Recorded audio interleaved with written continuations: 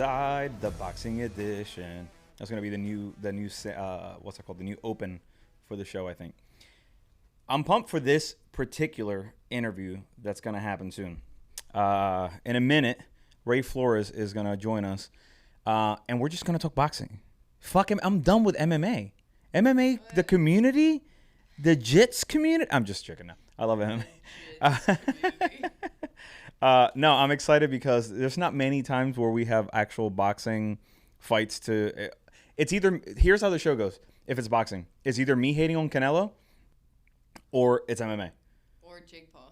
Or Jake Paul, right? Yeah. Like, I always thought this show was going to be about MMA and boxing, a pugilistic show.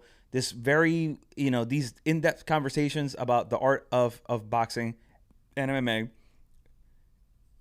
It's been fucking the Paul brothers or Canelo, me wanting him to lose. I don't. Anyway, I'll go on the record and say that I've tried very hard to get boxers on the show. Yes. You hear that? That is the fight for this weekend getting canceled. No. Can you imagine? No, there's some. ESPN, chill out. They send me way too many soccer updates, and I don't watch soccer at all. Anyway, I lost my train of thought. So you were talking about fighting? I imagine that. No. So boxing doesn't treat me very well when it comes to the guests. I try my hardest. I reach out. The MMA community, I will go on the record and say, are much friendlier, much more social people. I don't know what it is. I'm going to go out on a limb and say that boxers take it too serious.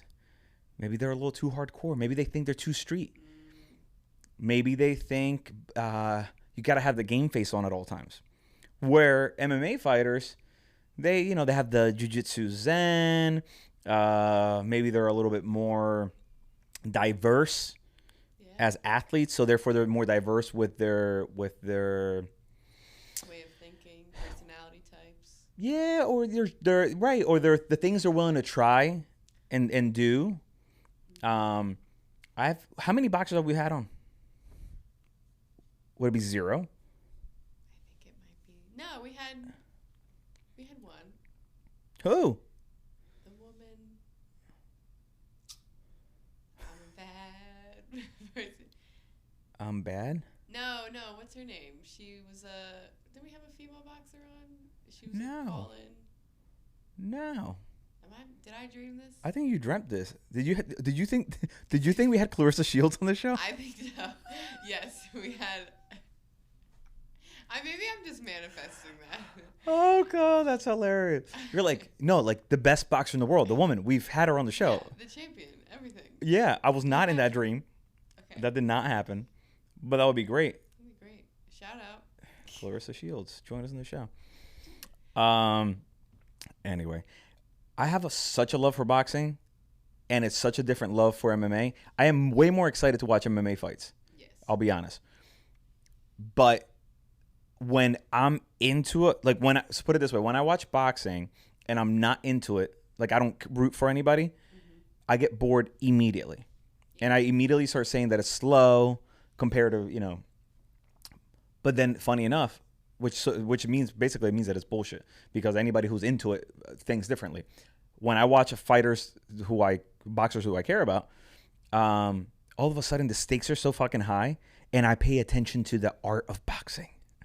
Every aspect of it, and I appreciate it, and I go right back to me as a teenager or even younger watching boxing growing up. All that to say that I love boxing, but it's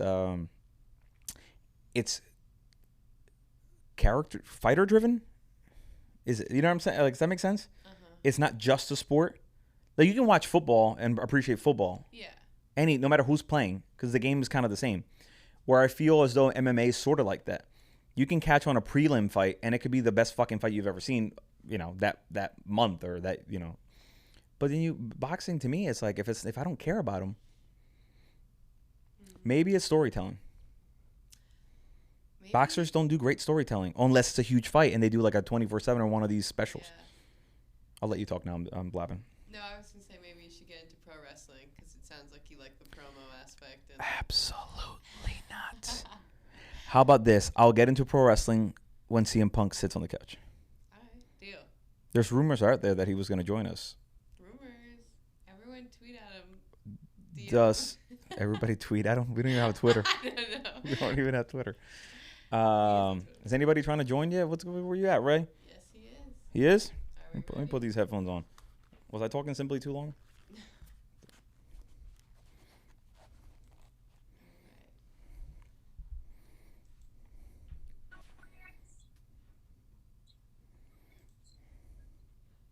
What's up, guys? How are you? What's up, brother? Good to have you on, man.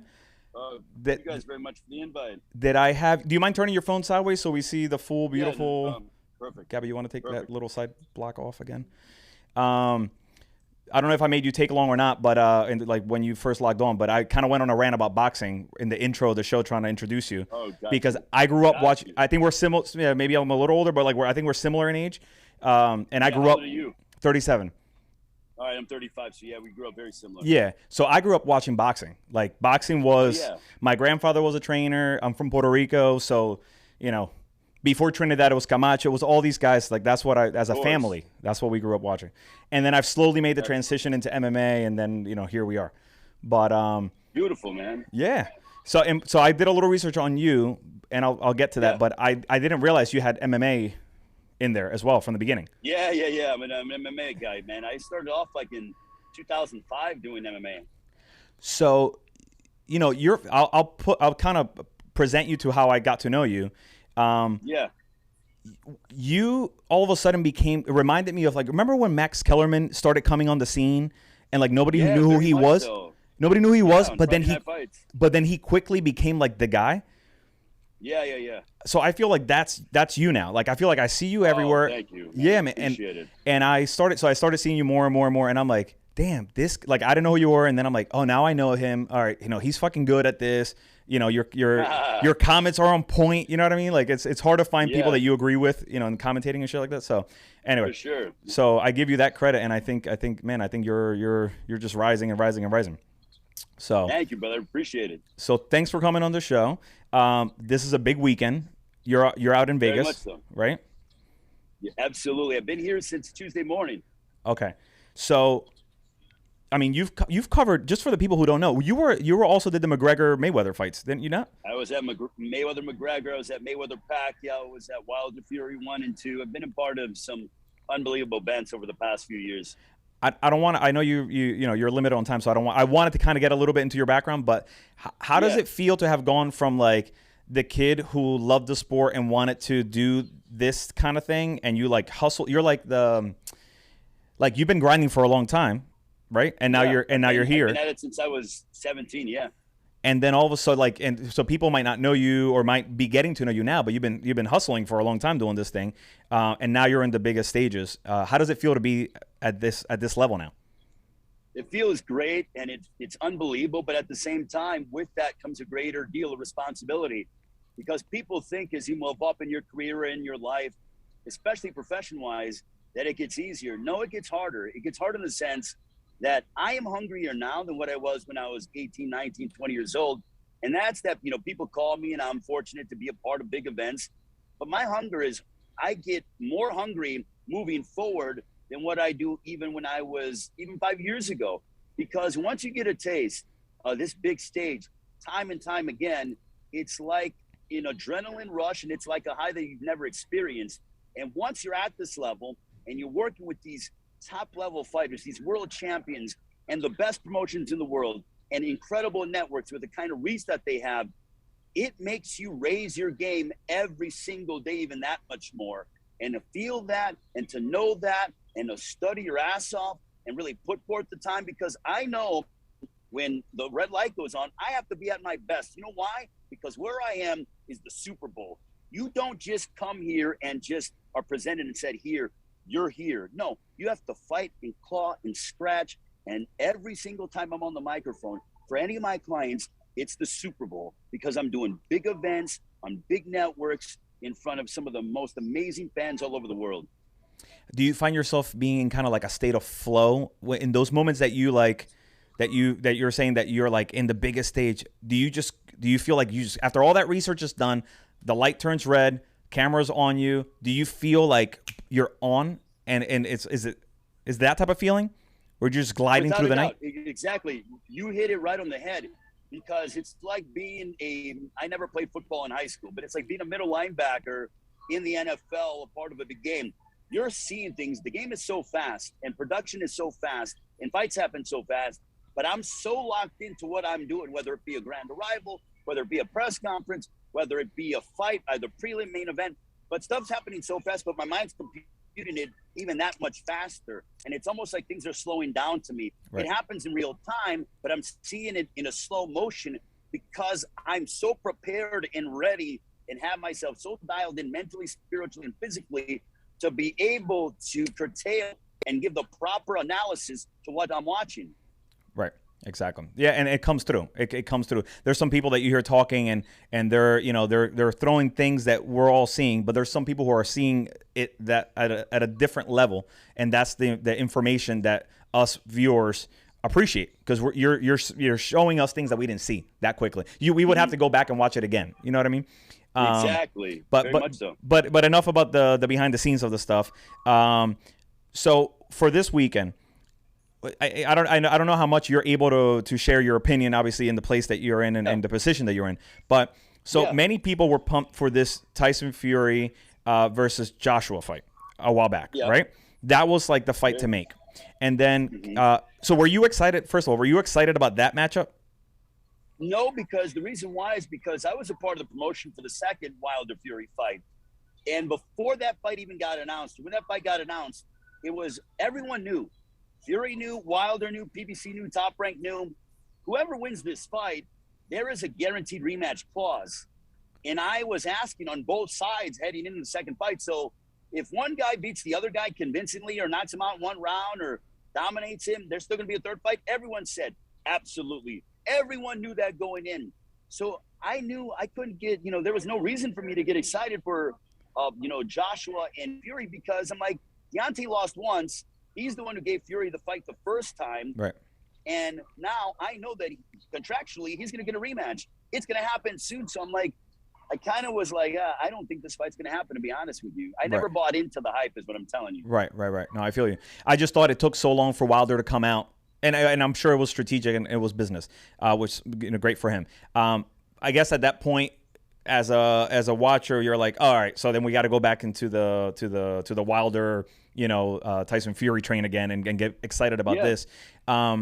So what's the energy over there? They got, the energy's building, man, because both guys, like the grand arrivals were very good. I felt the energy from both guys, seeing both camps around, seeing both promotional entities, with PBC and Top Rank and TGB Promotions, working all together. And it's building. The undercard press conference was today. The undercard is absolutely loaded. I mean, this is one of the deepest undercards I can remember in a long time. Yeah. It's building. Tomorrow, the weigh-in. Can't wait for that. Everyone's coming into town now. They're getting here either earlier this afternoon or later tonight. So it's starting to get big. And tomorrow I'm going to feel it. And Saturday morning, it's like, here we go. Finally, it's fight day. Let's make this happen. There's something about heavyweight boxing matches, right, that feels like old school fights. Like it's like there's a different energy than, I mean, a Canelo fight is huge, but there's something about like a heavyweight fight, especially a third fight in this case, that it draws attention. I think there's going to be a lot more viewers than typical on a boxing match, I think, for this. It's because of the violence. I mean, I'll be honest with you. People love the heavyweights because of how hard they hit and because of how physical it is. I mean, these are grown men that are 250, 240, wanting to tear each other's heads off. Nobody hits harder than the heavyweights. Some guys get close, but man, when you see a big man that's 6'7", 6'9", go and crack another man and put him on the canvas, that's special. That's energy. That's electricity. That's high drama. So how much have you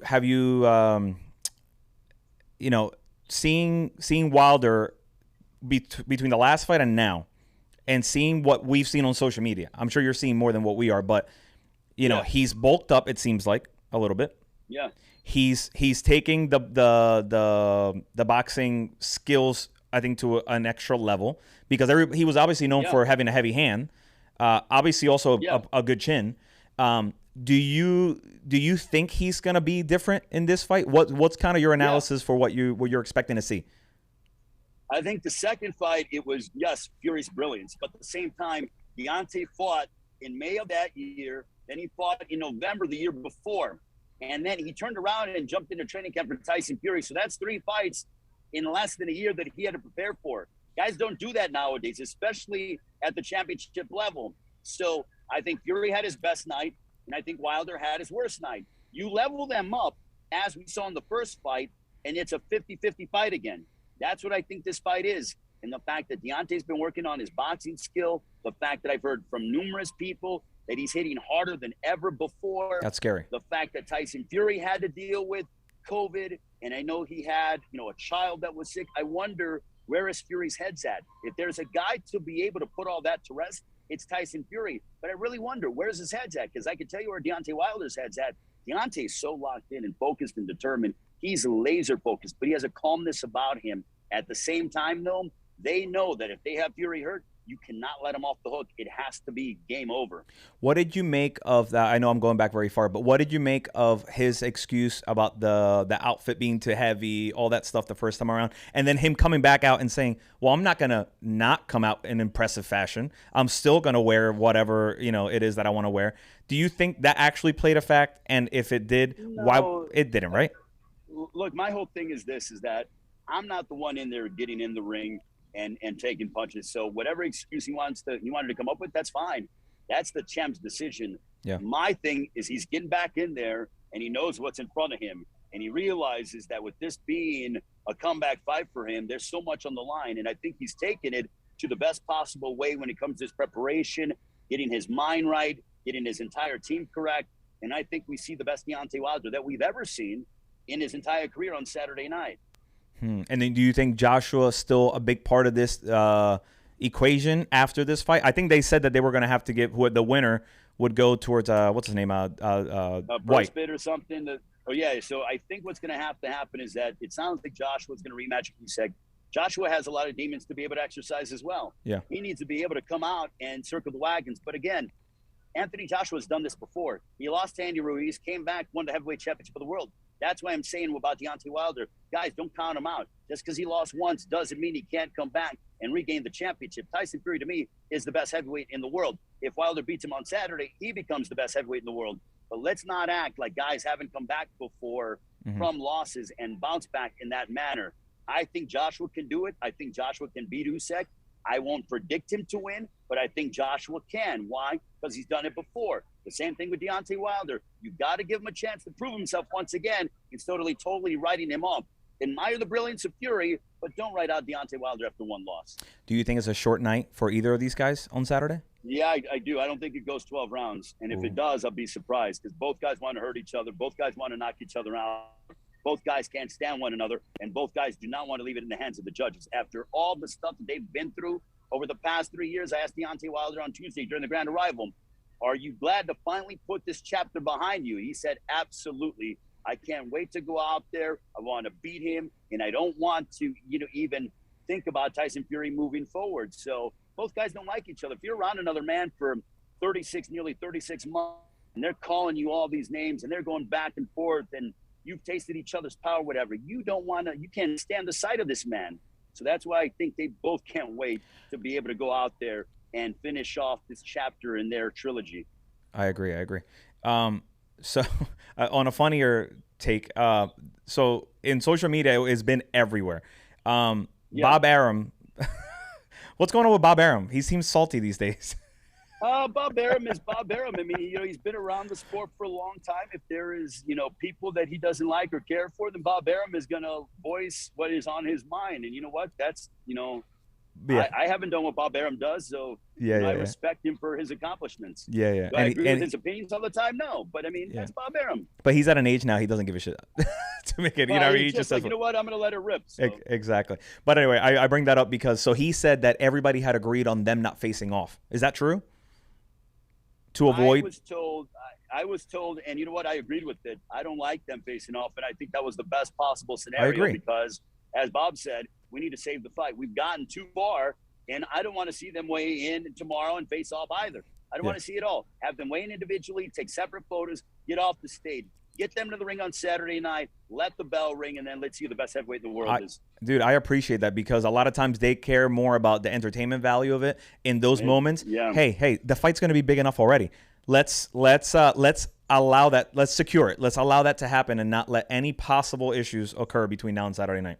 So completely agree. Let's save the fight. The talking's been done. Everyone knows what to expect on Saturday. So it's just like, let's let the bell ring and let's get to the T-Mobile Arena. I love it. Does Berlanga get a knockout in the first round? Does he go back to that? I don't think so. I think third round, but Berlanga's a special talent. I'll tell you that. And you know who else I think's going to have a nice bounce-back night? Julian Williams. You're going to see a very refined and determined Julian Williams on Saturday. I love it, man. I'm very excited about this weekend's fights. It's one of those big ones that I think everybody feels the same way. Brother, thanks for taking the time to be on the show. Anytime you're down to talk fights, boxing, I'm here. We can talk MMA as well, since you're into that. And dude, good luck this weekend. Thank you, brother. Really appreciate it, man. Keep up the great work, and I will talk to you guys soon. You know what? We're going to have fun out here in Las Vegas. Tune in all night long. 5 o'clock Eastern, 2 Pacific time. We got prelim fights on ESPN and the Fox Sports app. So join myself and Christina Poncher. You're the man. See you, brother. Later, bro.